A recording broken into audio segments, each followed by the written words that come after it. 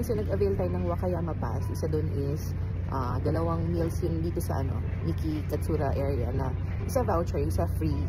So kahapon, in-avail ko yung voucher doon sa tuna bowl. So I only paid 700 yen instead of 1,423.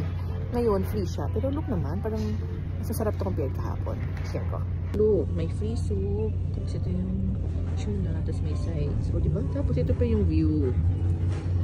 Hi, thank you Lord for slow morning. Kain tayo. Soup.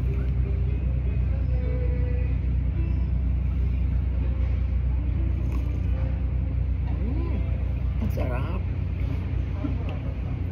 Ano niya pa? Ang init.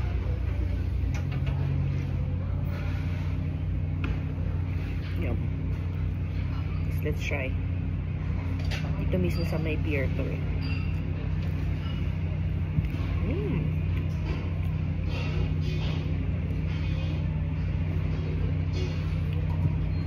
Mas fresh to compared kahapon. Siguro kasi morning din. Fresh, sarap.